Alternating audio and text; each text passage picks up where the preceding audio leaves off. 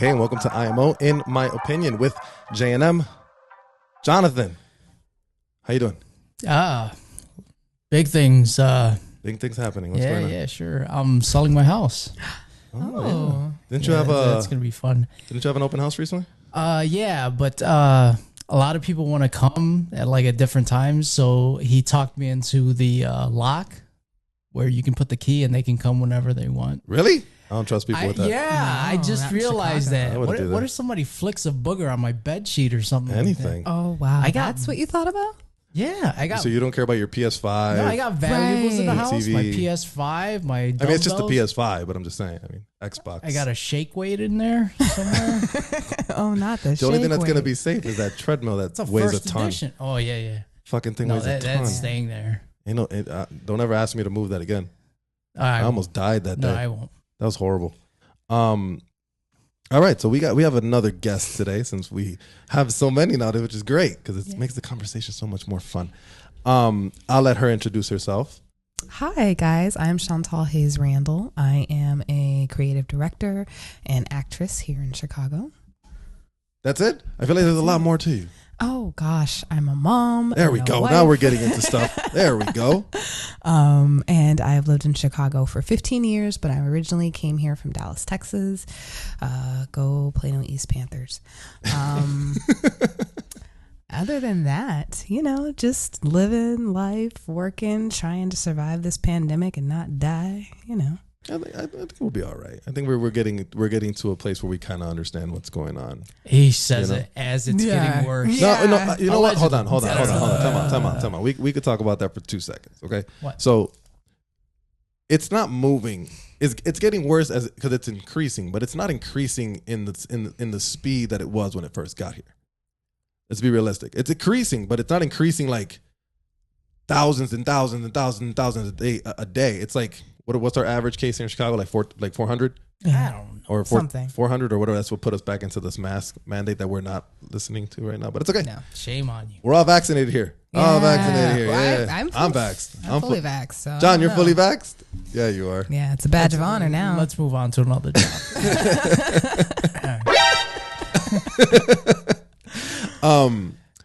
But yeah, so like it's an interesting topic. Just because okay, so my girl is she's a vegan. She's very, you met her. Yeah. She's very, natural medication and all that, and which is great. I think that's awesome. I think alternative medicine is really, really cool. But I'm 50-50. See, she's very on that side. I'm kind of in the middle. Okay. I think a combination of both is good. I think you need medicine at some point in life, because we've advanced so far. We know things now that we didn't know, 20 years ago or whatever. And when it comes to vaccines, it's just weird. I think people have, weird emotions when it comes to vaccines. Most people say, "Oh, it doesn't work," or "Why would this is something that's new? It wasn't fully tested. You can still get COVID or whatever." I mean, every vaccine's like that. I mean, excuse me. Even That's that cat. The flu vaccine. The flu vaccine we get every year. And you could still get the flu. I get that one too. And that's kind of my case has always been that one. Like, it's like, okay, so we get a flu shot, and yet you could still get a flu. It's not as severe, but that's the point. And this vaccine does the same thing. Yeah. This vaccine basically doesn't protect you 100% from it. You can still get it, but your reaction isn't as severe, which in turn can save your life. Agreed. I mean, I would not be here if I lived here 100 years ago. Like, my body is a sickly body. It is the one I got. It's the one I love. But let me tell you, something would have taken me out at 2 years old. I have asthma. I am so grateful for modern medicine and all the advances it's done. I really, I've been fully vaccinated since a kid. But then when I had my own son, of course, you start to freak out. And so I started to do my own research, right? Mm-hmm. And I got into the vaccine mommy wars, and there were so many people like, do not vaccinate your kid. It causes autism and you should do delayed vaccination and all the things. And I was just like, well, if this keeps my kid from getting chickenpox and polio and hepatitis B and all the things, I'd much rather prevent him from getting those things than whatever non-existent risk that comes with autism. And lo and behold, he's fine. I think, and don't get me wrong, I think there is cases where it happens, right? I don't think, because I've read about that about vaccines causing autism and stuff like that, like not birth defects, like baby. I'm losing my mind. Yeah. I'm losing my mind. Development issues. Yeah, sure. As little kids when we get these shots going into schools and stuff like that. But I think the cases are so far in between. Yes. That it's one of those things like it's a shot in the dark. You're probably not gonna get it. It's like, say, okay, you drive a car. You have a chance to get into an accident every time you get in it. Yeah. But the risk is so minimal that we take that risk without even thinking about it. Even though you're probably more likely to get into an accident than to catch something from a vaccine. I mean, I agree. I mean, realistically. Also, there was a study done where they completely debunked it. The guy who made the study, who linked autism to vaccines, went back and said, "Hey, actually, guys, I'm kidding. I lied." It was a joke. Yeah. But somehow he gave him one of these after. Yeah. You got punked. But then, the cat was out of the bag. And so, people had already latched on to the idea. And of course, we're in the age of misinformation where your internet Googling trumps all science. So here we are. Yeah, if you post anything on the social media, you're an expert. Yeah. All of a sudden. I did my research, guys. I know more than people who have spent billions. I read a book. A book. I read Singular. a book. I read an article from my best friend's uncle, and it said, "Yeah, I'm serious. Everyone's it's kind of like what Lorenzo said last week. Same thing. Like everybody's an expert just by watching one I don't video." know if this one was true, but some guy that was fully vaccinated ended up dying because he got COVID, and it was pretty severe. I'm pretty sure people have died from it. But the doctor said that had he not got the vaccine, it would have been worse. Sure, and even Wait, if it was how is it worse than dying? You died. there's nothing worse than that. But the suffering, it's the suffering prior. And the likelihood, right? Like if I have a 1 in 18,000 chance of dying or a 1 in 200 chance of dying, guess what option I'm gonna take? The one where death is less likely. Oh, for sure. I mean, but I could get killed getting literally driving over here, right? In a car. Like there's nothing is guaranteed.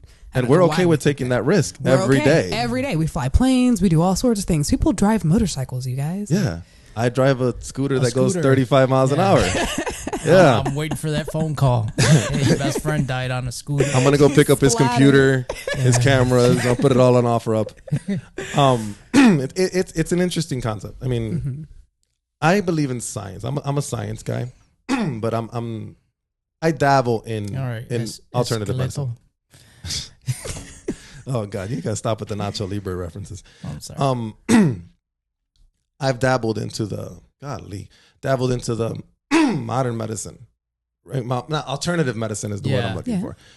It's interesting. But the thing is, there's not enough, and then people say, oh, they're not letting those doctors speak or they're censoring those people. And I'm like, I don't know if that's necessarily true. Because I mean, you could look up anything and there's nothing that remotely backs it up. And you could look into the people that are in that boat and they are the only ones that defend it. But then if you look up for, peer reviews, which is what everyone goes for, you have to have peer reviews, which means it has to be cited on both sides. You have to have someone else look at what you're doing. Yeah. And it's not just you saying, I found the cure to whatever. Rubbing icy hot on your head is going to cure COVID.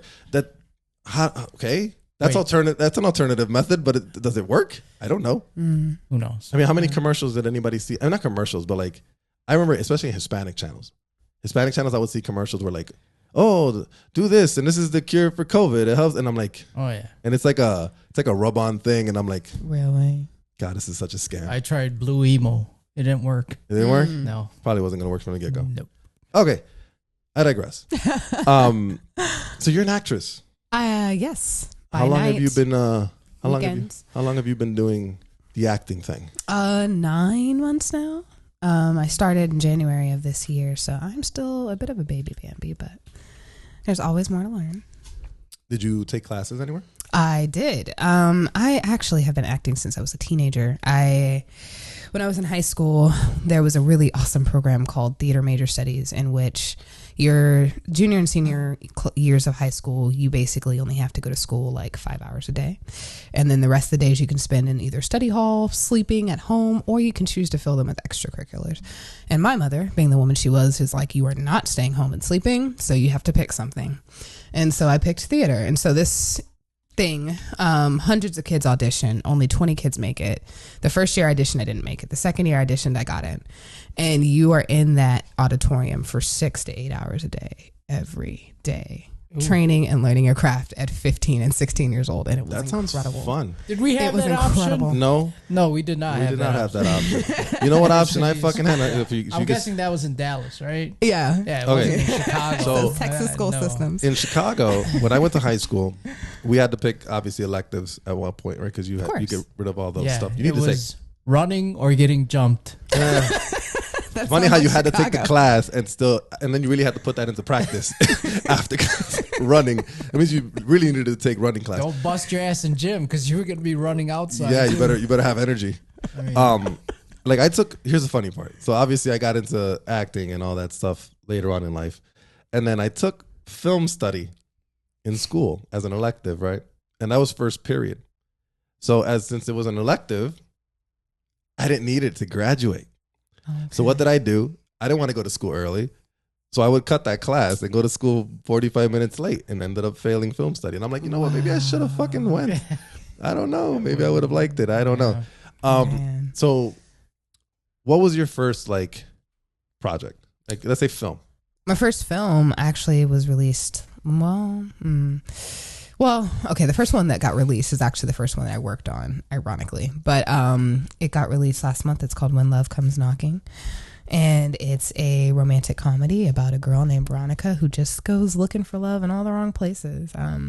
She basically had this childhood best friend who was a bully and bullying her. And he really actually liked her, but she didn't realize it, of course, because kids. Who is toxic, right? And so she basically confronts him all these years later. And he's like, you're right. I'm in love with you. And so chaos ensues. It's a good film, and I had a lot of fun doing it. But I also have worked on Bradman, which I'm sure you've heard of. Yeah, and then Summoner's Tale, which is a web TV pilot about, it's like a fantasy series, and I play like this assassin, sorceress, enchantress awesomeness, and it was great because I got to go. So her and Emma have something in common. Remember, Emma had that Assassins movie, and these women are just killing a bunch of guys. Come on, basically what's going on. She came on here, she was like, "Yeah, I did this film. All I did was break the necks of all these tough guys and this and this." And I'm like, hey, "That's great, thank you." Well, I didn't do it. I sent my little henchman. Okay. So you're the boss. Some throats. But, you're the boss. Got it. It was good. Okay, so those are things that are coming up, right? Yeah, that's all coming out this fall, and then I film a short film called Pen, short for Penelope, tomorrow. And then next week, after I get back from Oregon, I start a really funny film called STD, Suburban Transit Department. And it's just like if Bernie Mac met The Office. Jesus. So there's a little bit of breaking the fourth wall. There's, a lot of big personalities doing really, really funny things. And at the table read, as we were reading the script, I was crying laughing. It was so funny. Really, really talented people on that one. So you find it fun then, right? I do. Acting is fun. It is. I have a lot of fun. John doesn't have fun helping me sometimes, but John's not an actor though. No, okay. He's not. He's a little rough to listen to sometimes. What do you mean listen to? I'm not. I just read lines to you, and that's part of the problem. I mean, yeah, you're supposed to read the lines for me, but I mean, you got to give me something. Oh, you something give nothing? Yeah, I'm trying to do as little as possible to make him stand out. He doesn't understand it. I think the worst thing is if he did what he's doing right now, he'd be awesome. Yes. Yeah. This is the best acting ever. Yeah. Academy Award winning. Right. And you got a good look. You got nice colored eyes. Yeah. You could probably make a killing in Chicago. I mean, you could do the whole Arnold. Chicago PD. It looks like it's right up your field. I told you can be but I'm always a crook on Chicago PD. I'm always the bad guy in Chicago PD. My friggin' problem. I look like it. I got to shave at some point. I think that might help. Good old Hollywood racism. No, that is not. Keep your beard. Yeah. They're gonna. One day they're gonna tell me to fucking shave it, right? Oh. And if they're paying me, I'll shave it, no problem. But I mean, it's gonna come one day. I have that feeling. I just did an audition for a CW show. Oh, which one? Oh, can you say? Yeah, I can. I mean, it's just an audition. It's for a show called, what was it called? 444. 4400. 4400. That one. Yeah. But it's a remake. It's a remake from an old show that actually the guy from Chicago PD was on. Patrick, whatever his last name is. Swayze? No. Oh, okay. The guy who plays Rusek in Chicago PD. He was on that show originally. It was like one of his first times on TV. So I did an audition for that, and then that was fun. I mean, I have some friends that help me out. That's why I had asked you. Yeah. But I think Joy had shown up, so I was like, Joy lives close or something cool. No big deal. I will probably bug you one of these days. That's fine. Because I can't have John doing it anymore. I can't do it. John is the worst reader ever, guys. I will show you. I will show you one because I have it on my access still. I will show you the one he helped me with. Oh, please don't. I just met her. You can embarrass me like that. I'm not showing you. I'm not going to show you playing tennis. That's worse. Am I assaulting myself in that video? No, but that wasn't caught on camera. Oh, okay, all right. Because he gets so upset. You know, okay, so we've learned, right, that nothing's ever going to be verbatim. No. It's not. You're going to add something or whatever. You know, you do have a little bit of freedom. Obviously, you can't change the fucking story. No. But you can add something. Yeah. Right? So he's so worried about it being verbatim. So he'll miss a word. It's gotta be perfect. And he just starts getting so mad. And he's just like punching his thigh and all this crap. And I'm like, bro, it's not that serious. And then it pisses me off when it's a good take. Oh, yeah. So we got a good take going, and this guy's just punching himself in the back of the. How is it a good take if I messed up the line? Because no one cares about you. It's not about you. Exactly. No one's even gonna know. No one's even gonna know that you messed up. It brings it back to my original point. I'm trying to look shitty to make you look good. No, don't do that though. Come on. Oh my god. My husband is my reader for a lot of my stuff, and he would start to beat himself up and be like, "Oh, dang!" in the middle of it, and I'm like, "Just go. Just keep going," because I can react through that to what you're doing. Yeah. Yeah, but don't. Once you stop it, like we could be really getting somewhere, and you stopping just stops the momentum. And yeah, it would be like it's like anything, and it could be really good look. It could look really good because it'd be like you stop or whatever, and I'm like, what are you doing? Are you busy right now? Like just to fuck around, you know? Yeah. And it's all within the context of what we're doing. Yeah. You know what I'm saying? But okay, so you did the film. Yeah. So you have a couple lined up. Are you planning on taking any more classes or anything like that? Or oh yes, I took a bunch over the last 5 years. I love Green Shirt Studio. Their Meisner classes are phenomenal. But I also managed to take intro to TV and film. I took some adult cabaret, skits and sketch. I've also taken John Swanbeck's Introduction to Cinematic Thinking, which was really, really good. He's the director of The Big Kahuna, and he completely changed how I thought about acting on camera. And he teaches you how to find stillness and quietness, which is so important. And then I also have an acting coach who kind of gets me through, auditions and all the things. So right on. You cannot skip training, guys. No. Do not skip it. I think we talked about this. I've been not in class just because of the fact that I'm not a huge fan of online. It's so weird for me, I feel like acting has to be in person. You have to have that thing. I don't know. To me, it's a person thing for me. There's something about reacting to a human being versus reacting to somebody on a screen. I agree that the ideal conditions are in person with your co-star, looking at somebody in the eye. But I think that there is a lot of value and merit in learning on camera because it teaches you kind of how to audition and be in that audition space and see a lot of times up until you get the role, you were never in the room, right? Because you can audition through self-tapes and then you can have table reads virtually. So until you get on set, you're not really interacting with a human being, and learning all of those skills are really important. How to emote when there's no one to emote against. Maybe I should take classes to read lines back to you. Maybe that's what I need. Maybe those are half price. I don't know. Yeah. Okay. Cold reading classes. You know what? Cold reading sucks. It fucking sucks. That's literally what. Okay, so have you ever had when you audition? Yeah. How long do they give you? Because you do a lot of indie. Yeah. A lot of indie stuff. So how long would they? So they give you you put in that you want to audition. Yeah. They call you back. They'll send you some sides. How long before you have a deadline? Usually about 3 to 4 days, but I've had some that are a month. which that is horrible for my procrastination because I will procrastinate. And then I wish I had 4 days. Well, that's because you have a sexy agent who has tight turnarounds. Oh my God. I love that you get different options when you're signed, right? You get chances to be in bigger stuff. But my God, the turnaround it irks me sometimes because they give it to you so late, and it's basically a fucking cold read. Yeah, and cold reads. Now, mind you, I understand the process of an audition. Like they don't necessarily care that you're looking at the page. It helps if you can be off book like this, right? Yeah, they like but that. The point that they're doing is to see what you look like and what you sound like. And if you can be still. Yeah, and if you can be still. Because remember, it's just this. Yeah. Basically what this is. You just see this. That's basically what 90% of filmmaking is. No one sees your legs too often. No. Your whole arms, your whole body's basically never seen. So it's just them being able to see you.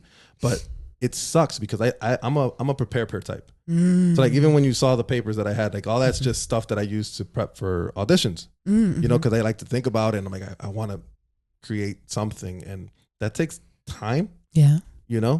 Even though obviously with practice it gets quicker, but I'm like, this needs to stop. Like, give me at least 48 hours. I could imagine your agent. Hey, Mike, we got something we need. Put it in 4 hours. Go. Hell no. I think they're like 12 hours sometimes, though. Yeah, they're really fast. I mean, I've only had one that was like a little less than a day and a half. Right. But then the problem is then you have everyday life, right? Yeah. Because then I'll get it. If you get it late, let's say you get it late in the day. So like, let's say I get it like at 3:30, 4 o'clock or later, right? That means ixnay on doing it that day. Right. Right. Because now I'm reading. Right. Then the next day I have the whole day, and then I'll have half the day the day after. Right. So I'm like, okay, so now I got to find a reader. Yeah. Right. And then someone who's available, because obviously everyone has lives. Like John has kids. Joey has his stuff to do. You start scrambling to find somebody to help you read. Yeah. That takes time. And at the same time you're worried about that, you're trying to memorize lines, which is a pain in the ass. And build a character. And build something, anything, anything. Just remotely, because obviously, mind you only get like this much of a story. Oh, you have to create everything. Like the one I did yesterday, I created the whole thing in my head because I have no information. And I don't know if I was right. But I was taught that it doesn't matter if you're right. Nope. It doesn't matter if you're wrong. It doesn't matter if you made a choice. Yes. And that's what stands out. And you made a choice. And I made a choice. And if it's wrong, it's wrong. It is whatever. Maybe I'll book a different part. Yeah. I don't know. But let's talk about your auditions. So, oh goodness. Do you struggle with them? Are you nervous type? I think you told me you're not a nervous type. No, I mean, horrible. No, because, well, this is the beauty of starting acting in your 30s. Is really the fact. I'm in the same boat, but I'm nervous. I'm not so bad now. Yeah. I was really bad when I first started. Okay. Like shaking. I couldn't probably hold something in my hand because I'll probably drop it. That's how bad I was. But nowadays it's a little different. It's so low stakes. I mean, I have a whole day job and a family. I am so busy and I am so tired all the time that like acting is where be nervous. No, acting is where I go to have fun. Acting is where I go to play. Acting is my safe and happy space. So I just want to bring whatever craft I can to it. I just want to play pretend for a couple hours in the evening, and then I, edit it, submit it, go to sleep, and don't worry about it. Do you think? And then if it's in person, once again, so low stakes. I make friends with all the other actors sitting out that are sitting out waiting in the room. Yeah. I'm like, hey, what are you doing? Where are you training? What do you like to do? Like, where are you going? Like, what do you just? No, she says she's making friends. She's sizing them up. No, I really don't care. I'm gonna take them down because I'm gonna break their necks because I'm an assassin. No, because oftentimes like those are people I end up working with on set. Like, you run into the same people. Yeah. You end up seeing the same people all over the place. Exactly. You know what? COVID did do one thing well for me, which I think is now auditions are at home, which gives you more comfort because you can do takes. Yeah. Versus when you go to an audition, it's okay. You ready? Yeah. Here's your reader. Yeah. Okay, go. Yeah. And then just like that. Next. Okay, go. Thank you. Next. You did great. Scratch this guy off. Yeah. It's one of those, so at least when you're at home, you have the safety net of you can do it as many times as you want. Obviously, you have to get it in within a deadline, but you can do it as much as you want until you feel you got a good take, which is a plus. So you don't struggle with auditions. What do you struggle with in acting? What's your Achilles heel? Gosh, There has to be something. Everybody has something. There's a lot. I actually really struggle when the project's over. The premiere for When Love Comes Knocking was a few weeks ago, and it's been like 3 weeks now, and I've like spent the last 3 weeks like freaking out. Why? Just eternally freaking out. I really have a hard time with the idea that people are going to see my work, that they're going to judge my performance, they're going to judge the piece that I'm in. Yeah, there's always haters, right? You're doing something right if you have haters, but it's just. Acting is such a private thing, and I try to keep it like so low key. Most people in my life don't even know I act. So when I promoted When Love Comes Knocking, half the people were like, "I'm sorry, you act what? You act what? And you got cast in a movie, and I'm just now hearing okay, what? Serious? Yeah." Like, so knowing all these people who don't know that me, really, you act. So knowing that all these people who don't know that side of me are now able to access what is a very personal like love note, right? That craft of acting is hard. And then I often I've noticed in the last 9 months I get booked as like the romantic leading lady quite a lot. Well, you have to look for it. You're a very attractive woman and very beautiful woman and very talented. And I would book you for a lead role in that type of of stuff because you got a good look and you have a very strong, like Emma too. Emma's one of those characters. Like Emma, I can't put her, if I ever cast her, I can't put her in I could put her in supporting, but I can't put her anything less than that because she's such a strong character. She just has that aura about her. They shine a lot. Like you shine a lot when you're on screen. Thank you, Miguel. John?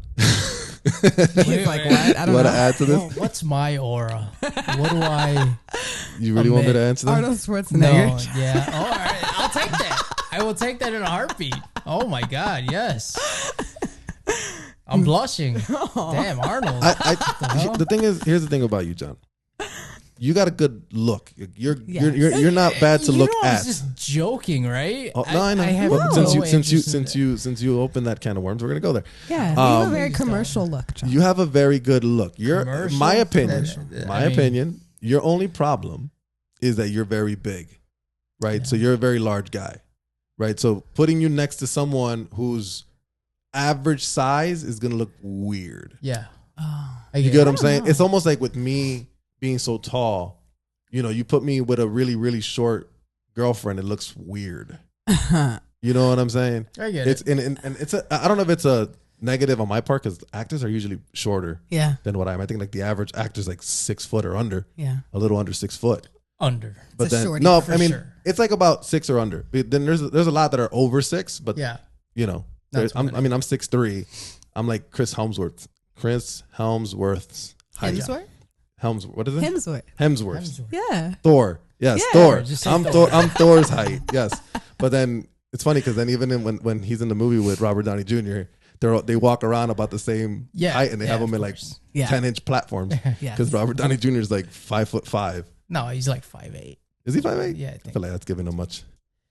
But anyways, John, you have a good look, buddy. Yeah. I'm not gonna lie to you. John, you could be an action star since you have all the guns and everything. That could work for you. I don't know about that. You could like toss things, or like you could be like the henchman. Right? Yeah. No, he doesn't have a look for a bad guy though. Look angry, John. No. Not on cue. What the hell was that? He tried though. He did. He was like, how do I look angry? Oh my God. Yeah, I'm not that guy. Holy crap. Wow. That was intense. That was intense. A hard, sultry look. Oh God. It didn't work. That was funny. That was great, John. I'm going to marinate on that, John, and think of the perfect thing for you. And then I'm going to tell the director, and you're just going to get like a call. Like, Chantal recommended you. Do you want to audition? Yeah. So do it, man. I'll take it. Would you really? Would you really? No lines, background. Oh, come on, John. Come on. Acting? No, I would not do that. You might like it. I'm done with Not you. going to happen. But I feel like you with the fact that you do the podcast and all that, I would feel you would get more comfortable. You'd be able to give me at least 2 lines. Mind you, I wanted him. So when I wrote my short, he was going to play my best friend, right? But he didn't want to fucking do it. Yeah. So then I got to go to my other best friend, who's also not an actor, right? And he did it, and he did fine. Why couldn't you do that? That's why. 'Cause That's why. yeah, Because he yeah, starts yeah, fucking yeah. laughing. Because that's the can't. most annoying thing ever. That's why I can't play a bad guy either. I just bust out laughing. I get run off the set. That's why we do cut. It's true. Take a minute. Do it again. Yeah, after the 12th time, they get Things get unfunny really quick. Don't They worry do. about it. They do. Eventually, you sober up. Well, you know what? I'll tell you what. Maybe not with him. He does get them freaking. We'll those do a giggles comedy and- then, where you can just laugh your way through it. There you go. It's a good idea. But I don't even got a Joe Rogan, like not Seth Rogen. Like he has a funny laugh. I just sound like I'm running out of air. He You sounds don't need to have horrible a when he funny laughs. laugh to be funny. I guess You could be like this like deadpan like character, right? Who's like just completely unaffected by everything. So that means when all the crazy and the comedy is happening, there's a lot of comic relief in a person just being like super dry and giving you the Yeah. perfect like line. where Okay, it's just there like, it is. That's you my know? wheelhouse. There you go. I'll think about it. Okay. I think we're gonna book you. Okay. We're gonna write something for you. All right. So, did you tell us what your weakness was? It was. Oh gosh, yeah. So I often get cast as a romantic leading lady, and I love that. I love the romance genre, but gosh, it's awkward. I'm assuming it can be. It's awkward. Like, well, hey, I'm a married woman with a baby. And so, you know, it's weird to have like co-stars you have to like make out with and have love scenes and stuff. And then I've go thought back about and be that. like, hey, honey. See, and this is where, and obviously, I'm not. I'm talking in my particular case. Yes. This is where I'm like, sometimes I understand why actors marry women in the business Yes. because they understand Yes. it's acting. You know, like I think love is more than just physical action, Mm-hmm. right? Because if it's just physical action, it's just sex, or it's Yeah, just kissing, I mean- or whatever. But the feeling behind it is what makes it real. But in acting, we have to create those emotions in our head. It's so But- fake, But you it's guys. it's fake. It's so fake, you guys. It is, and that's the thing. Like I don't think I think, well, jealousy is a pain in the ass. It totally is. You know what I'm saying? I mean, how can you? I mean, think about it. I mean, I would understand Yeah. if my wife was an actress and she made out with someone. I Wait, get you're it. married? No, I'm not Oh, married. I'm just no. saying, if my wife was an actress Yeah. or a girlfriend or whatever, I would understand because I get it. Because you're an actor. Right. But most people are not. So then that always pops into their head. Like, and then you hear all the stories of, Oh, yeah. you know, Totally. of actors commingling. Yes. You know? Angelina Jolie, you snake. Honestly, like it happens, but that doesn't really happen. And I try to tell people, like, you know, I talk to my friends because they all want to know, like, what is it like to kiss another person? I'm like, fake. so I'm in a cramped room. I'm half naked, so everybody is awkward. He's half naked. He doesn't want to be either. So we're both super nervous. And now you have the director, the camera guy, the boom mic guy, the lighting person, the production assistant running and putting like makeup on a butt cheek. You know, like it's just, there's not conducive to romance if someone's like, oh, move your arm right here. Okay. Now throw your hair back and look like you're really enjoying it. And you're like almost like bust out your neck. Like this is not the sexy thing that you see on camera, you guys. It is, and it's true because that's what I mean, and that's when we as actors we have to go into our craft and we have to Yes. create these things in our heads and make it shine. You know, make Yeah. it show. You know, even though it's So awkward. it's fake and it's rehearsed and whatever. You know, So the husband understands. I'm He assuming. does. I am He so doesn't? lucky. You know, we have a lot of communication, like a lot of Yeah. communication. I feel like you would have to. Yeah. And so, you know, our responsibility in our marriage is just to make sure it's as rock solid as possible, especially when I'm filming. Right? Like that's a non-negotiable. So we have to make sure we get our time in, our dates, our time. So yeah, I mean, but other than that, gosh. Yeah, so that's the one thing. I'm a romantic leading lady who hates love scenes. that's understandable. I mean, John, how would you feel? You're problem, but you're a it's married man. understandable. Yeah. You're a married man. If your wife was an actress, Yes. My wife was an actress. If your wife was an actress. I don't know. I don't How would know you feel? Would you go watch that movie? No, probably not. no. Ooh, you wouldn't watch it? No. Why? Because, I mean, the whole Hey, movie you isn't can- like yeah, sex. Yeah. Okay. You can Close cut your that eyes during the scene sex out. part, Yeah. like Cut you the were when scene you were out. a kid. Cut the kissing scenes and the sex scenes, and I guess I'll watch it. Okay. Oh, you're a baby. And then you, Baby. you still see who she's making out. You with. do? You're a baby. So I don't know. Oh God. Oh, well. Let's grow up here. It's fake. It is fake. It's a job. It's It's so like any fake. other job in the world. Yeah. Yeah. As long as it stays. Tell that to Jennifer Aniston. Then they do that for their reasons. Don't get me wrong. They do that for their reasons, but in everyone's case is different. And you have to assume, like, it takes two to tango, right? So, For sure. like your coworker can be attracted to you, but you're not attracted to them, or you can be attracted to them and they're not attracted to you, or you could both be in a relationship, or one or the other's in a relationship. There are so many variables that make it just not a viable thing. I'll give you a variable. So, as me as a novice actor, if I was married, happily married, let's just play the scenario here. All right. And I, for some reason, ended up booking a part with Scarlett Johansson. I knew he was going to say her. I know it. She's had a baby. I might have to take off my wedding ring. Oh, wow. I'm kidding. And I'll tell you what, but there's an understanding. Here's an understanding. So, okay. So Mina's was a big Dwayne "The Rock" Johnson fan, right? Oh, she was a big The Rock fan. I don't know why. Okay. That's besides the point. Whoa. You're a big hater, bro. I'm not hating. Go ahead. She was a big Dwayne "The Rock" Johnson fan, and if she was an actress and she had an opportunity to mess around with Dwayne "The Rock" Johnson, I wouldn't even be mad. I wouldn't even be mad. You know what I would be? You'd be like, go, baby. Dude, hell yeah. I would be like back in the WWF days and have a sign in the background. Go Rock. Oh, would you have to be in the room? I watch that. Really? I would watch it. Okay. Why not? All right. It's The Rock. Bold statement. It's The Rock. I wouldn't even be mad.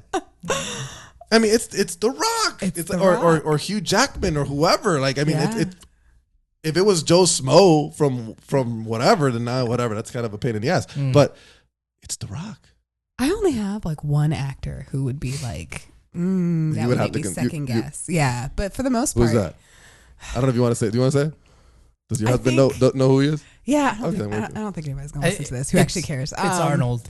It's definitely not Arnold. Definitely not Arnold. It's not. No, it's the Duke from Bridgerton, Reggae John Page. He is one of the most beautiful men I've ever seen in my life. Here's my phone. I'm gonna look him up for me. Let me see what he looks like. Put him in the show notes. Who in the what now? What was the name? Oh, I gotta say it again. Reggae John Page. But he's probably the only one. Really? Yeah. Out of all the famous people in the world. I mean, I have I love Jason Momoa. I love Can you imagine Chris Evans. Can you imagine him without a beard? No. I wonder if he looks horrible without a beard. But I feel like I could resist them. You know what I mean? He's got that caveman look. Like that. Yeah. I can see. I like Cro-Magnon men. I can see why women like him. Yeah. Chris Evans, he's a good looking dude too. I wish he would have kept the beard in the Avengers movies. So gritty. Because he looked really nice with the beard. Mm-hmm. And I'm comfortable enough to say men look nice. Me too. He when he shaved, and he shaved it. Are you really looking him up right now? And he really shaved it. He's really scrolling. Yeah. John's scrolling. Yeah, you got. He's a good looking guy. He's a good looking dude. He's a good looking guy. Good looking guy.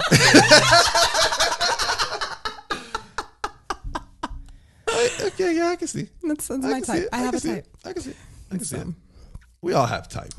Everybody has types. John, you have type? That was the look I was trying to give, but it didn't come out that way. Did he master it? Try again. Now that you have inspiration, can you give us some blue steel? No, it's not going to happen. Look at the camera. Don't look at me. Look at the camera. Look at me. I can't. No, I can't. Come on, man. After the show. I can't do it on cue. Chantal, give him a mean look. Give him that mean. I'm just going to laugh. No. Oh, God. Come on. Anyways, so. Margot Robbie. Oh, she's gorgeous. Yeah, good choice. And if she has the Harley Quinn stuff on, forget it. Hands are up. Yeah. I feel like men have a much longer list. Yeah, it's for women celebrity slip-ups than women would have for men. Does that make sense? You know what? Not it's like the size of a telephone book. No. Yeah. No. Yeah. No. For me, it is. See, I'm very picky. I'm picky with my chicks. Okay. And who I've always my type. Yeah. You know. But anyways. Did we get through your weaknesses? I think we keep getting dodged off. I told you love scenes. I hate love scenes. Yeah. John, what's your weakness? Huh? Let's say in the gym. I mean, is that something you can relate to? Legs. Leg days your weakness. Yeah. You say I got chicken legs, right? You do have chicken legs. I guess they are. No, now I don't. I'm curious. But you're kind of like a bowling pin, but upside down. Wow. I mean, you're very big up top, bro. What's funny to me is that my legs on your body, you'd look unproportionate. Yeah. You Because have, your legs like, are big. Because I'm really skinny. Yeah. Well, It's not that it matters. So okay. So what besides legs? What's your weakness in the gym? Because what's what you do most of the time? Injuries. I'm getting old. You haven't had that many. Yeah. I got a kneecap that doesn't want to heal up. Itself. Don't we No. all? Yeah. It's a shame. Yeah. It happens. Age catches I was gonna say. all of Yeah. us. Okay. So we all mid-30s. Yeah. Yeah. We all sound so excited. yeah. I'm like, I can't even say mid-30s. Did you take anymore. your arthritis No, medicine? not even mid. Did you take your early. arthritis medicine today? I mean, I got the heating pad on deck. I'm not gonna lie. And I got that rolling pin right there. See the foam roller? Gotta Oh, have God. it. I did the Metamucil. I snorted it. Okay. So we talked about your weakness. What's your strong suit? What do you think you're good at? What do you strive at? Like what's your perfect role? Let's dabble into that. Like what would you want to play? Gosh. Okay. So I've been waiting for this. There's two. And I love books. I'm a huge bibliophile. I think books are just no one reads anymore. Why does no one read anymore? People are stupid. People are dumb, man. I'm telling you. Yeah. I've learned to like reading. I didn't read a lot, Yeah. but when I started acting, what's the first thing they try to tell you? Read a fucking book. Read it. Read all Read a these book. books. Read all Read the a book. books. So I started reading, right? And it's weird because you know English, right? Mm-hmm. But reading and talking are kind of two different things. Mm-hmm. So like it took me a little while to actually get into the flow of reading, but now it's really fun to read. I don't have a lot of time to read because I'm always constantly doing something. So I'll read a couple chapters before I go to bed or whatever, which is probably the worst time because I'm like half asleep. But it's so fun to create a visual in your head. Yeah. Honestly. Now let me ask you a question. Yes. Do you think audiobooks are cheating? No. No? No. John, Sure they are. why did I know you're the only person that's going to say Read yeah? a book. Read a book. Why do you think? I agree with you. I don't think it's cheating. No. Well, you know what? I'm 50-50. It kind of is. It kind of isn't. No. No? It's because you're still putting in the time of like listening to it and you're experiencing it. But you're just you can do it experiencing anywhere, it. then. But You- I the know, I point read of that. reading is reading and getting a visual picture. You are doing the same thing by hearing and getting a visual picture. I don't care. I am a book person myself. I hate audiobooks. yeah. But I don't think that they're cheating either. I actually enjoy it in a way. So I started reading. I was looking for the book I'm reading here, and so I could listen to it at work, and they didn't have it. So I ended up reading a Batman book that's out. It's like when he was really young or whatever. And I listened to the whole thing, and it was actually really cool because I was doing the same thing. I was like, I would hear it and I would picture my characters and whatever. It was actually pretty cool. But I agree with you. Sometimes I'm like, I feel like I'm cheating because like you can fly through a book in an audio book versus when you're reading it, it takes time. First, Yeah. Don't say you read a book. You listen. I listened to a Yeah, book. please. Wow. Clarify. Okay, back to you. I'm sorry. Oh yeah, no. So I love books, and that's where I usually like to get my inspiration from. So there's this wonderful book that I read last year called The Invisible Life of Addie LaRue. And I fell so deeply in love with the main character of Adeline, or Addie. She basically strikes a deal with the devil, and she gets to live forever. But whenever she decides that she doesn't want her life anymore, he gets her soul. And his caveat was basically that she gets to live as long as she wants through centuries, but no one she meets will ever remember her once she disappears from their sight. What a premise. Yeah. So she can't like hold down an apartment. She can't even really order at restaurants. She has to spend her whole life scraping by. But she manages to catch on to these real moments of humanity because she manages to stay in people's presence long enough, like for a night to build a relationship. But like if they go to the bathroom or something, it's like it's all over. And so one day she lives for centuries, and she finally meets a boy who remembers her. And that is the premise of the book. And I read that the author sold the book rights to a casting to a production company in England, and they're casting out of London. And wouldn't that be amazing to get it? Oh my gosh, it would be so amazing. So I have a whole plan, you guys, to try to like get on somebody's casting radar. And I really just want to shoot a spec scene from the book and just blast it out there on social media. And please do it. Please. I mean, we really need to do that. Right? We need to have clips and demo reels and all that anyway. So do it. Yeah, that's definitely one. And then another one is While We Were Dating by Jasmine. I think it's Guilford, something. And it's basically a story about like a celebrity girl who like falls in love with a regular dude. But it's a really good romance novel, and I love romance. You know what? I got an idea. Yes. So I've always wanted to tell a story, right? Of you ever watch? It was a really low budget movie. It was with who was the girl? I want to say Tyra Banks and Chayanne. You know who Chayanne is, right? The singer. The Hispanic singer. Yeah. Do you remember he did a movie called Dance with Me? It was like I think so. Is that with Jennifer Lopez? No. Yeah, it was like Tyra Banks. Look it up. I think it's Dance with Me, if I'm not mistaken. It's an old movie. Basically, the concept was a busboy trying to get a beautiful girl, right? But the fact is that he's a busboy. It'll never happen. That struggle, struggle. Yeah. See, this is where we're gonna have a battle of the sexes here. Dance with Me, 2009. Tyra Banks, Josie Marin, Nigel Barker. Wait, Nigel Barker. Okay, yeah, I remember it. You remember no, it's an episode in America's Next Top Model. That's not right. It's Tyra Banks though, right? Yeah, it is. Okay. Oh, is it? It's Tyra Banks. Oh. It's like a salsa thing or whatever because it's a Hispanic flavor to it or whatever. So I've always wanted to tell a story. And I know you're gonna say, "Oh, that would never happen," but and I get it because society.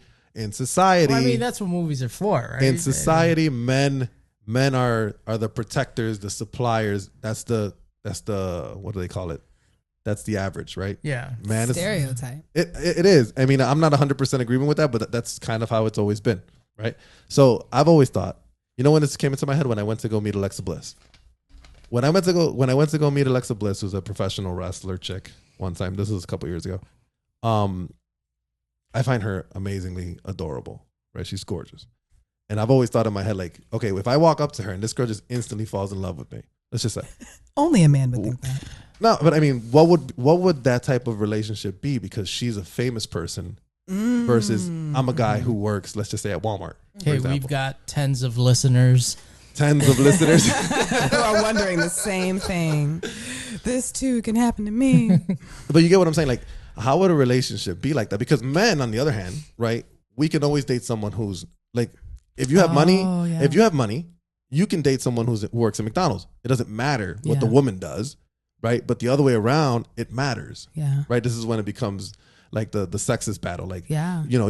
The man has to be a man per se. You get what I'm saying? Yeah. But what would happen if it's someone who's completely established? Mm-hmm. How would that relationship go? How would the man deal with that type of relationship where in his head, he has to be the provider, but yet she's not. She's the alpha. Yeah. You get what I'm saying? Like, what kind of story can we tell with that? I think it'd be an interesting short. I don't think it could be full length, but it could be like an alpha in a relationship.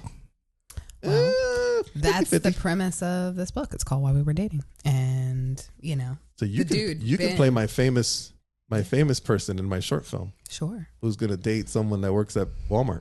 Oh, God, no. Not Walmart.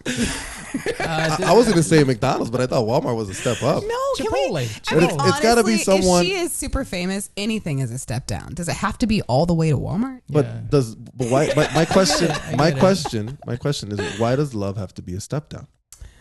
No, but I will say, as a woman, and this is something men never like to hear, which is why I see both of you guys bracing.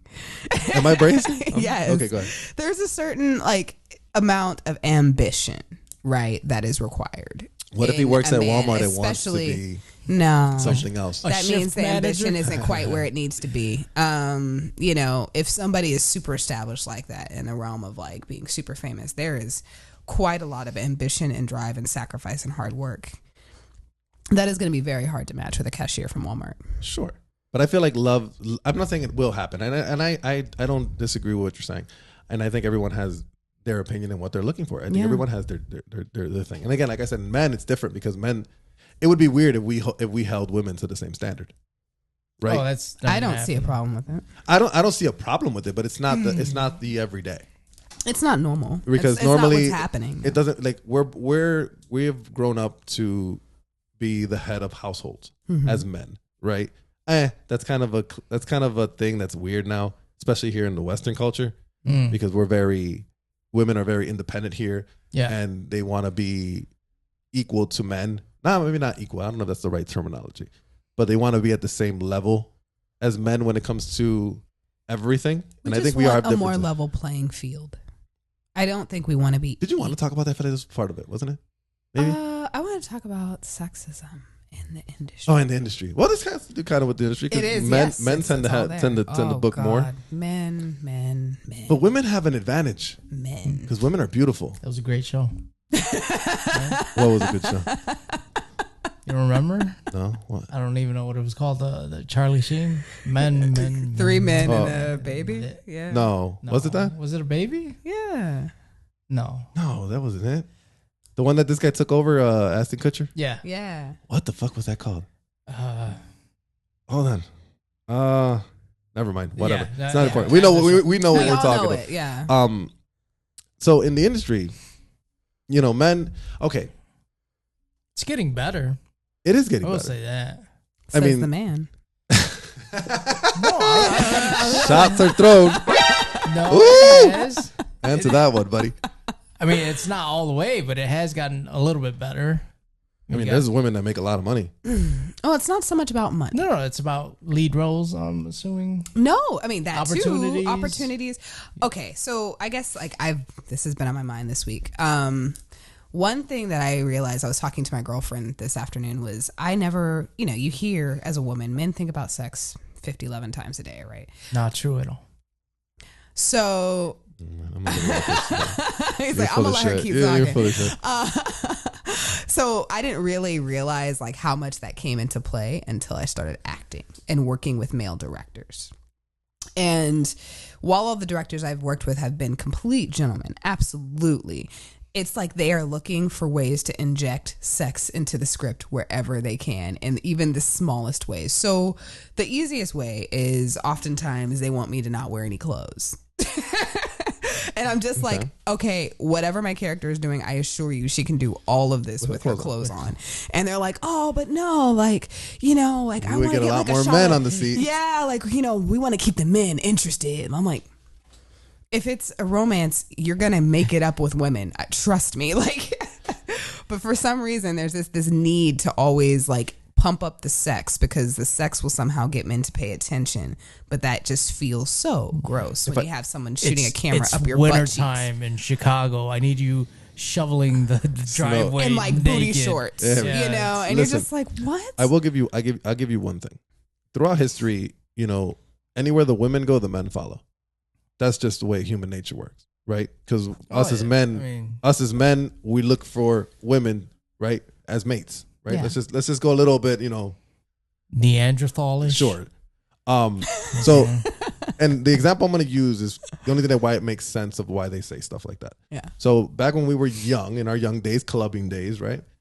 Do you remember those text messages you would get, and it'd be like, girls free, guys free till like 45 minutes after the club opens, and then guys have to pay. Yeah. But girls are free all night. Yeah. Girls don't complain about that, do they?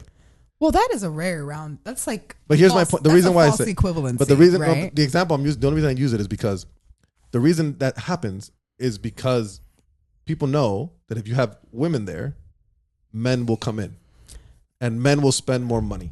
But that's not what I'm arguing. What I'm arguing is I don't need to be half naked. I can still be sexy in clothes. Sure. But I don't need to be showing all of my skin I can agree with that. Bending over or posing provocatively in a shot just because, Here, reach for this remote underneath the couch. Exactly. No, you that's think excessive. I'm kidding. No, that's you excessive. think I'm kidding, That's but like excessive. that's common. Yeah, I mean, And- I don't think there should be any type of situations like that unless the scene requires that. Like if you're having a lovemaking scene where you can't have it with jeans on. Well, that doesn't make any makes sense. But if you're talking about just, I want this girl to walk away because she has a great ass, then that's too much in my case. I mean, what's the point? Exactly. You know, what does that add to the story? Exactly. I can agree with that. The only thing I'm saying is the reason men tend to want that type of action in films and stuff like that is because it draws men. It draws men to their product. Well, it's not so much teenagers. Men in general. In general, I think you're telling me you're gonna tell me that men in general. Okay, yeah, but I mean, when you watch the Wolf of Wall Street, what you watch it for? Oh, Sweet Maria. Why'd you watch Leonardo DiCaprio. Sure you did. He's a great Sure actor. you fucking And did. Margot Liar. Robbie. I didn't even know who she was. No, honestly, You're a liar. No. That's the first time because that was her big breakout role. So that. So why do you watch it? Why do you have it on replay on your TV? I don't know what you're talking about. I mean, Asia? you're allowed to like want to see the opposite sex or be attracted to them or whatever. But I agree. That's not I the get what you're issue. saying. I agree with you. The issue is the fact that most of the directors are male, so they are telling the stories. And when you have mainly men telling the stories, everything is through their gaze, through their perspective, through their lens. And unfortunately, your lens happens to be very, very, very, very, very colored by sex. That's not the full problem. I just want to see more stuff directed by women with maybe a little bit more of a woman's gaze. And so, why can't we objectify the men more? Or I feel like that's happening though. Yes. Because now I always see a lot of action stars, taking off their shirts a lot, which intimidate men like me because I don't have abs like they do. But it's all eye candy for women. Yeah, partly. But that's like, the equivalent of a man taking off his shirt and a woman taking off her shirt are not the same thing, right? Like the things that male directors have asked women to do past what directors are asking men to do is much, much different. Yeah. Even comfortability factors. Sure. I'm just saying. We just need more stories told by women from women's perspectives with women's way of seeing the world. And maybe it won't be so sex-filled, but that doesn't mean it doesn't have value. No, I agree. I think we definitely need to have women step into these roles. I mean, it's important. I mean, I think like I said, this was why I wanted to have an all-girl side of this podcast, because obviously us as men, we think a certain way. Yeah. Women think completely different. And I would like to hear the other side of the equation. John, you like to hear the other side of the equation? I don't know. You might not watch it, but I will watch. What are you talking about? I like opinions. I'm a opinionated guy, and I like to hear other people's opinions. Yeah. You know what I'm saying? And what they think and how they feel about things. Because we all see what we want to see, right? But it's hard to listen to somebody else's view and actually consider it. Yeah. But if it's not out there, then how do we hear it? You know what I'm saying? Yeah, I get it. But I get it. I think we should see some more women do work out there. I think they bring a lot to the table. Specifically. Acting too, in every aspect. It's easier for women to be actors than directors, right? Directors is a total dudes club. Even now for indie film, like it's still just men. And but is it because women don't try? No. Like, would you dabble in that? I would. I think it's oftentimes women are overlooked. They aren't taken so seriously. They aren't often promoted, awarded, all of the things at the same rate. And so that just kind of ends up being a self-feeding cycle, right? And the higher up you get into the ranks, the harder it is, because at that point you have the same kind of people building accolades, the same kind of stories. And right behind it is racism. Like you don't have a lot of people of color being able to tell their stories. Only recently are we starting to see an influx due to Netflix and streaming platforms kind of breaking through that barrier a lot more. But still, half the action movies, all white dudes. How many times have I seen a white dude kick another white dude's butt? I'm done. White dude kick another white dude's butt? I mean, I get that, because I mean, I'm a minority as well. John's a minority. Believe it or not. Are you really? Wow, we go through this every guest. Every guest. I'm so sorry, John. I'm sure that's really annoying. What do you think he is? Well, no. I mean, he looks whitey McWhite, like Swedish. I don't know. Wow. Swedish. That's a good one. Scandinavian? Why not? Yeah. What are you, John? Well, I know you're human, but I'm Puerto Rican. Puerto Rican, hey. Hard to believe, right? 100%. Okay. I'm not even kidding you. Like 90% of the people that come here think he's white. It's crazy. Well, that's got to be really annoying, though, to always be like identified as white before you correct somebody. Yeah, it's happened plenty of times on this show, including today. Yeah. I'm sorry. It's fine. It's fine. Okay, so we're minorities, and I get it, right? So like we get stereotyped. Yeah, right. We do. But in a way, it's our fault. I think it's a lot. It could be our fault because we accept these roles. We can always decline these things, but instead of saying no, like, okay, so I get booked a lot, or I get asked for auditions for a lot of gangbangers and criminals and bad guys and all that. I could say no. Yeah. Let's talk about it. I could say no, but I don't. I say yes. Because so what does that do? So that encourages the behavior. Yeah. So and I'm not saying it's 100% our fault, but in a way we add to the problem because we're encouraging this behavior because we're accepting roles like this.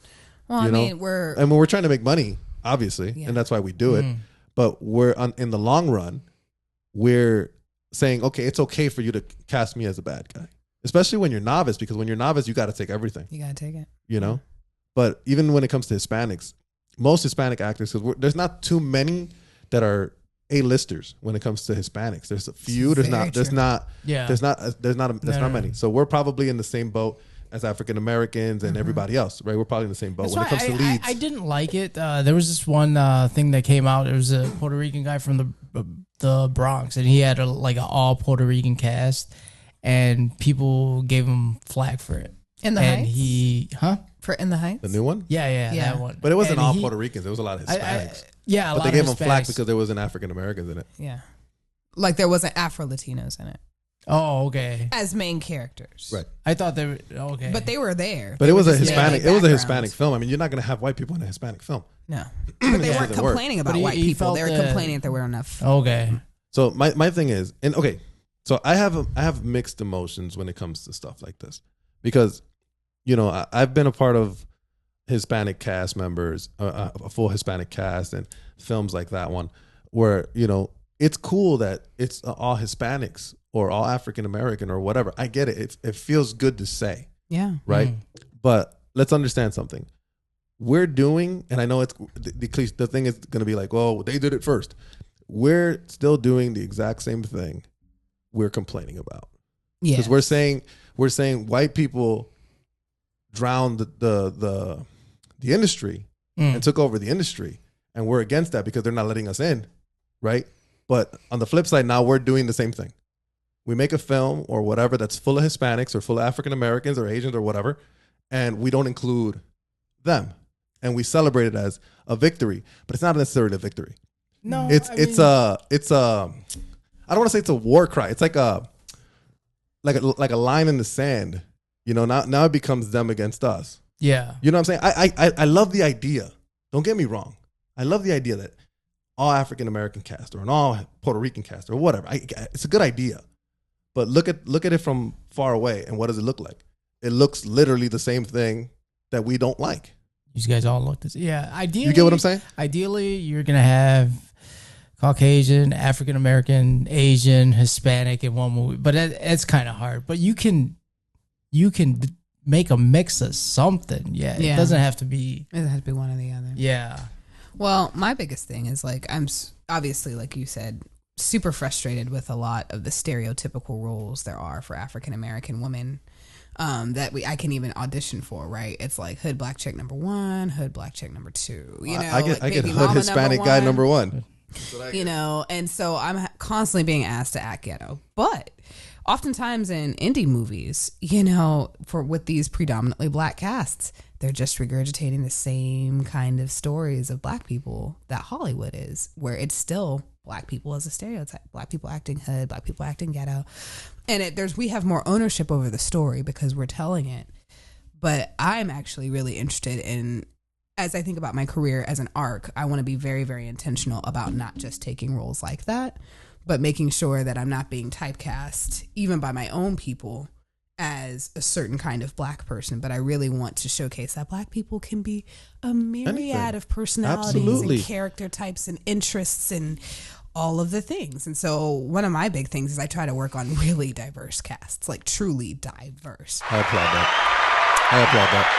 And I'll tell you why.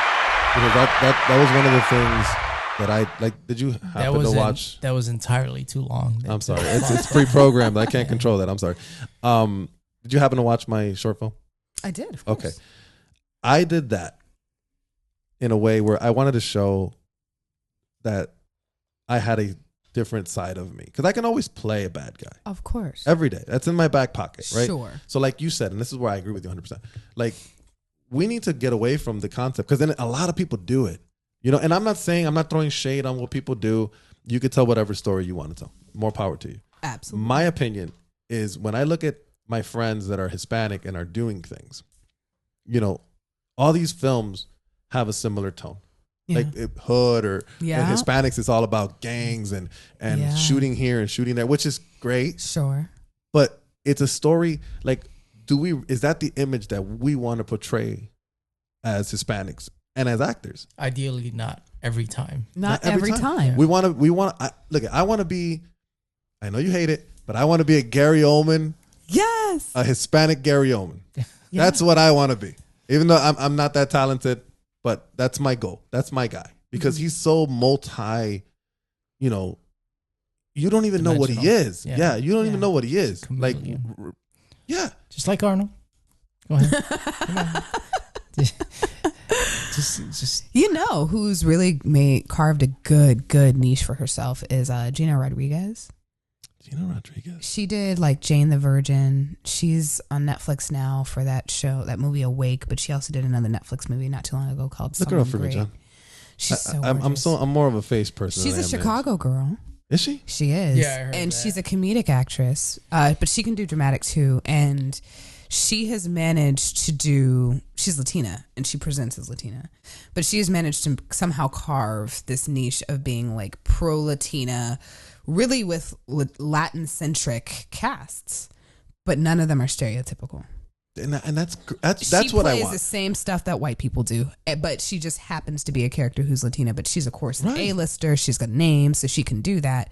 But every story she's picked, I've been like, Gina, you go, girl, you go. She's also the voice of Carmen Sandiego. Oh, for the new reboot. So, okay. I mean, she's doing it. You would know her through a cartoon, right? Yeah, I'm a kid. What do you want me to tell you, bro? I mean, have you seen what's in the back here? Yeah. I mean, just saying. I agree. I think, and this is something me personally, like I said, we're novice, so we take what we can, right? We have to take what we can. But my goal is to separate myself from the typical Hispanic role. Yeah. You know? And we have to. Because if not, and I don't know, I mean, it's obviously not a talent thing. Because there's a lot of Hispanic people that have talent. Yes. A lot. And even the A-listers, B-listers, C-listers, if you want to call them, they're really talented. But then, again, they settle for the Hispanic part. The typical Hispanic part.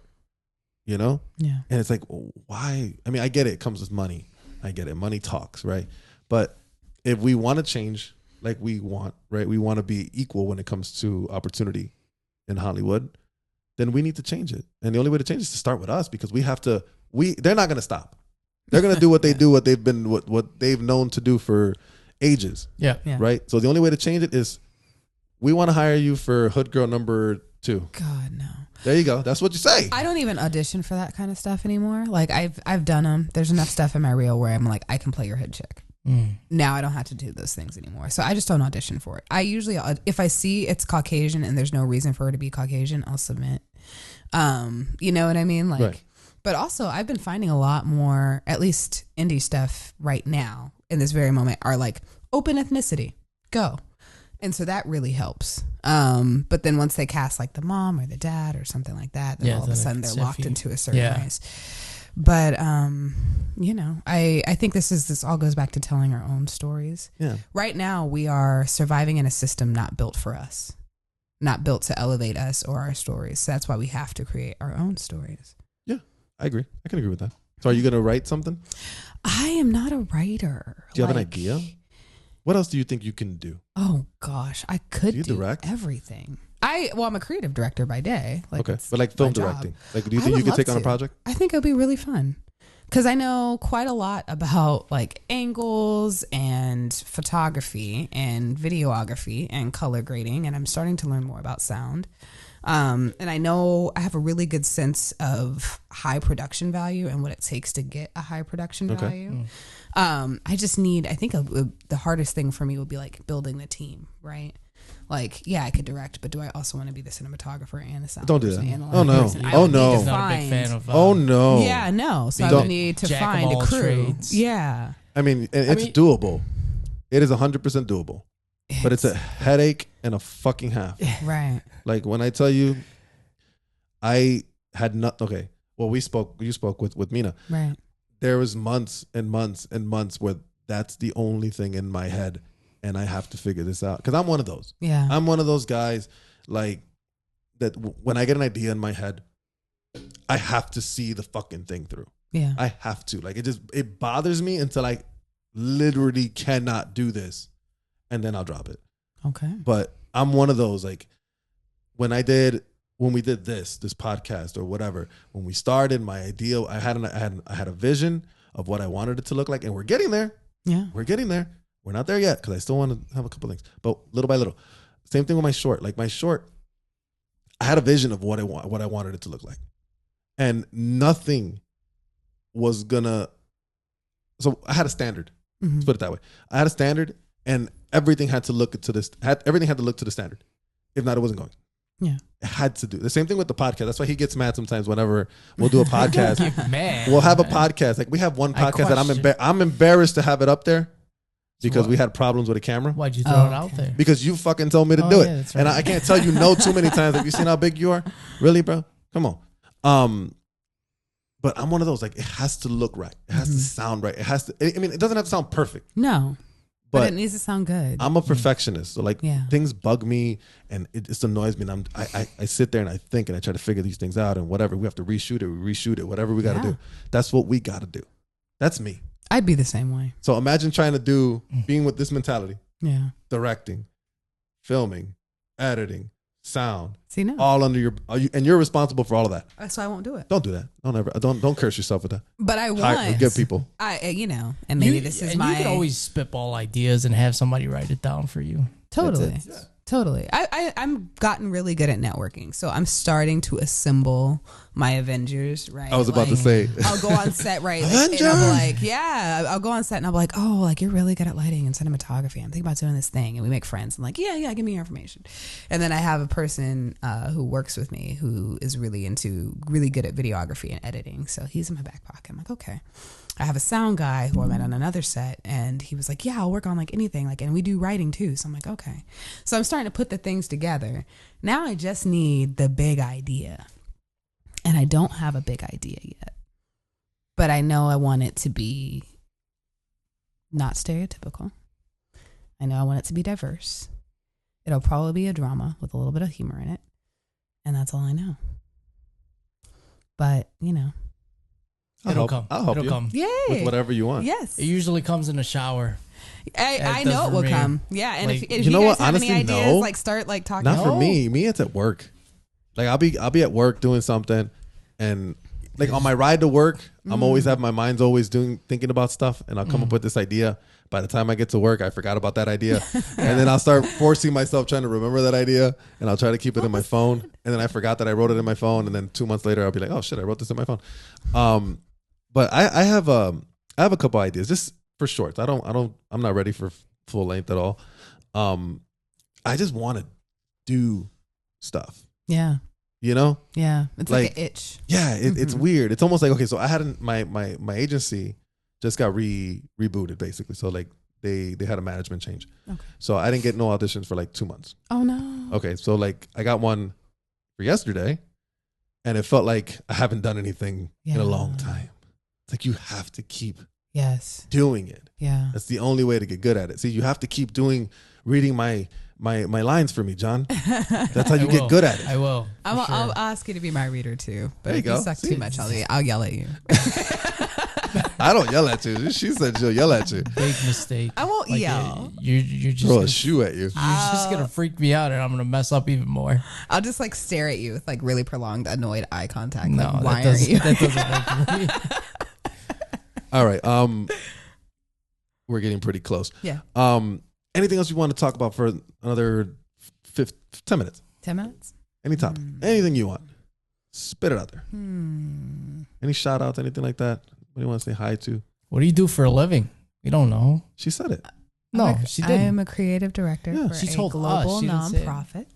Oh, you're Yes. right. You're right. So my team and I create visuals and websites and social media stuff and podcasts and all the things to help donors open their hearts to the most vulnerable children in the world.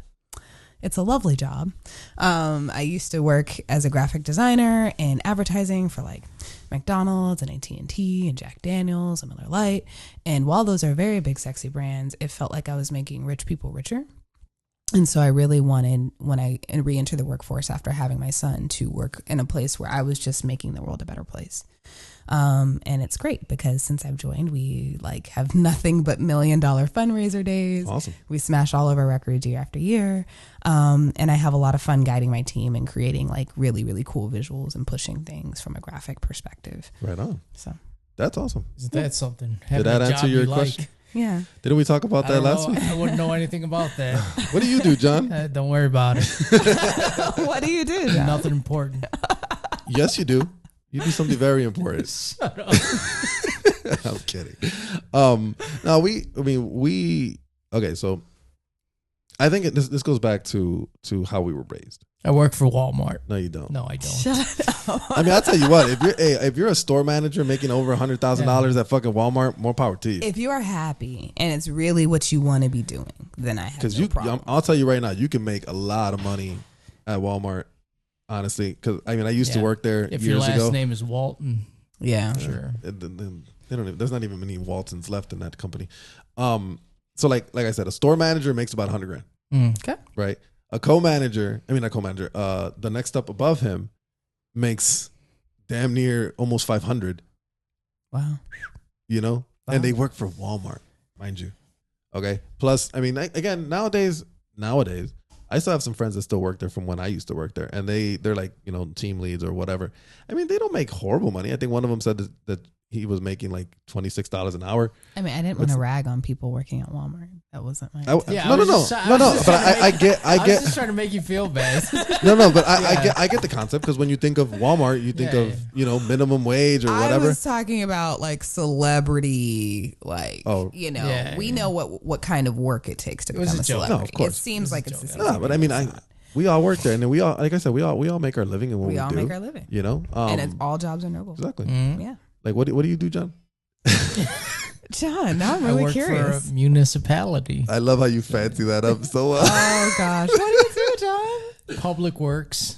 Okay, That's good. There I you know go. what you're gonna say. I'm not gonna say anything. I'm not gonna say anything. Public Works. it's a job. It is a You're job, paying your and bills, he right? he You're owns feeding- his house. He's about to sell his You're house. married, He's gonna right? get You have another a house. family, you're feeding a There you family. go. It's all Like, good. there's no shame in the There game. you man. go. No. I don't. I don't do anything I don't particularly have any special. shame in what I do. I just don't like it. Well, Oh, but we do. Okay, so and this is when I said, Yeah. like, this is something that we were brought up believing, right? Which I think is different. I mean, maybe we should change it for our kids. Obviously, for us, I'm not saying it's too late, but we do what we have to do until we Right. can do what we want to do. that sounds like I heard that in a movie somewhere.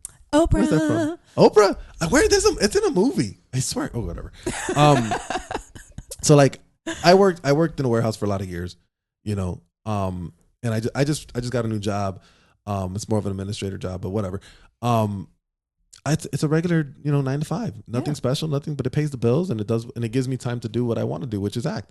Right. Which is that's my drive. That's different. Once we get to that stardom and whatever, then that's a whole different ballgame. Yeah. But I mean, we all got to do what we got to do. We gotta do what we gotta do. I used to be a nanny. I worked for Starbucks. I was a children's after school teacher. I used to work for Cold Stone Creamery. Like, That must have been cool.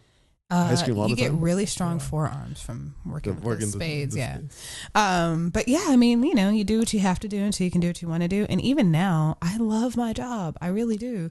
But I still am running to acting like Moana to the water. I'm telling you,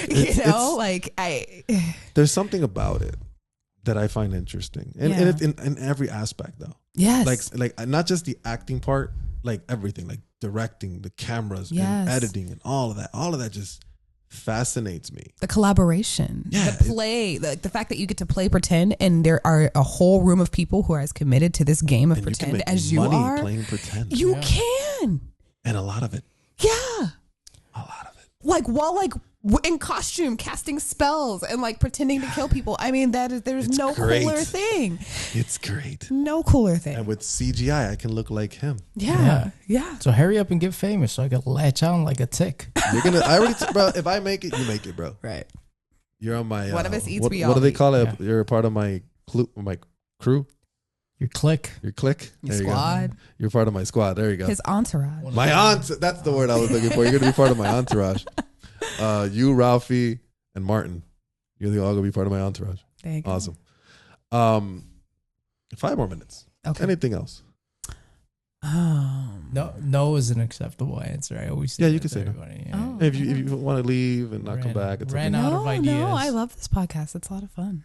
It feels like it goes pretty fast, It does go fast. and then we start rambling about stuff. So it's kind of like we lose track of what we actually Yeah, wanted to anybody talk about. who's listening to this, I don't know if there's like a linear line. Just Doesn't matter. Strap in for the journey. Yeah, there you go. Hopefully, you guys got something out of it. Exactly. No, maybe motherhood. But it's like an area you guys are kind of like We the know, age where, yeah. like we No, know no, nothing. no. We're I just know gonna what mute. that's I'm gonna all lower our about. sliders down, and and that's we'll where let we you go. fade out. No one wants to talk about moms. But yeah. When the red light turns off, that means the show's over. Wow. I'm kidding. No, motherhood's an important topic. No, I think it's like motherhood and acting. Those two things don't always seem to go together, right? Timing wise, All the things, right? Like I would think timing, right? Because when you have a Timing child and it becoming because acting takes time. It takes time. It's really something you need to do like in your 20s when you don't have a Yeah, kid. yeah. That and travel. Yeah, Yeah. I mean, Yeah. for sure. Yeah. So to pursue it as a mom is wild. Like, your kid gets sick and you have to cancel a podcast, or, you have to figure out a sitter who will watch a sick kid while you like run to go to set. And the whole time you're like trying to FaceTime him, like, are you giving him Tylenol or Motrin?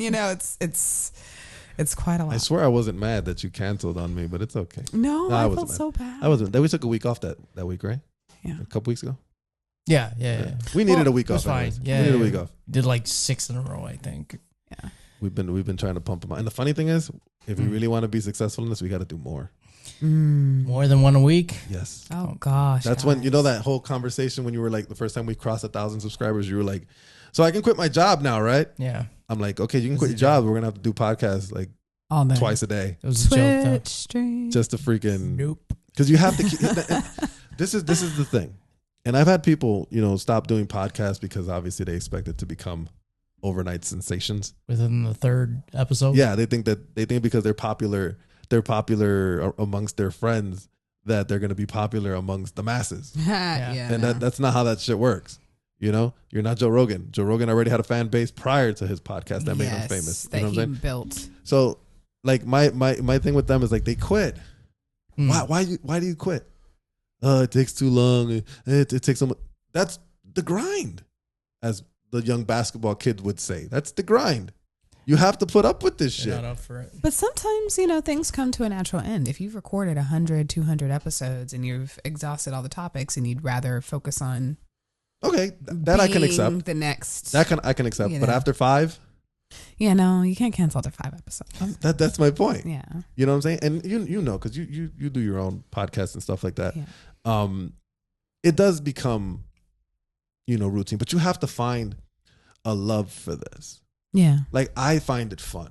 That's why I fucking do it. Yeah. Because I could be doing anything else, but on my Friday nights I like to do this. Yeah. Because it's fun to let go on a Friday and just blah blah blah blah. Plus, blah. I would imagine the chase of like the next small thing I do can lead to something big and open doors for me. True. That would like be in the back of my mind all the time. Yeah. I try not to have those expectations, but I don't know. It's hard either. not to. Well, It's hard. it not is to. right. Like you mean expectations like I want to get to this point. Eventually, you're gonna be on a No? TV What do you show mean? or something Oh, like something that. like that. Yeah, That's that what- the thing that you do is going to be the thing that catapults you into something new. I Yeah. don't think I ever thought It's like important to have that attitude so you always bring excellence, but at the same time that can like bring so much anxiety and that. Especially pressure. when you don't see that when you don't see the outcome you want. Yeah, quickly, exactly. you know? Exactly.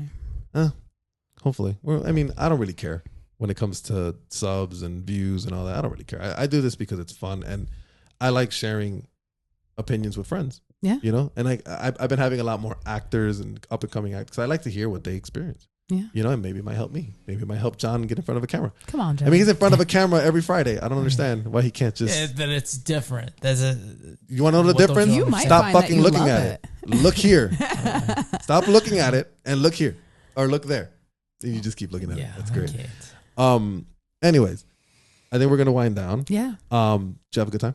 I did. I'm sorry that we didn't touch on everything you probably wanted to touch on. Okay. But you can come back if you so choose to. Sure. Are you interested in the all girl thing? Because Oh, I yeah. think you would be able to sit in this chair, Yeah, sure. and That then sounds you like can fun. you can guide the show. Yeah, that sounds Cool. like fun. Well- I mean, I'm always looking for something fun to do. That's why I try to lead. We'll Like, figure it out. Is this fun? So let's bring some girls on here. Let's talk about some lady topics. And if you have any friends that would be good guests, I do. Yes. we can make this work. There we go. Cool. Cool. So you'll come back for sure. Yeah. Right on. Yeah. John, you're good for today? Yes. Anything else you want to add real quick? Another Arnold Schwarzenegger thing or anything? No? Aside don't. from he's the best, no. Oh, God. Oh, I have one thing. Go ahead. Watch When Love Comes Knocking on Amazon Prime. Okay. I'll take care of that. And follow me on Instagram at Chantal Hayes Randall. Cool. Will Two do. things. John, what's your Instagram? Anybody want to follow John? Does anybody want? I'll follow you, John. I will follow you. You're gonna get lost in the thing. Attack on Titan 1983. That's really Is that really your it? name? Yeah. That's incredible. Oh, I didn't know that. It's a Japanese cartoon. Attack I on don't think- Titan. And then you make fun of me for watching cartoons. I Whatever. can't wait to look that up. All right. Thank you. Everybody had a good time? Everybody? Yeah, it's all good. Sure. All right, guys. So that's going to be our show for today. Like, comment, and subscribe. Remember that everything we said is in our opinion. And if you don't agree with it, I got 3 words for you. Thanks for listening.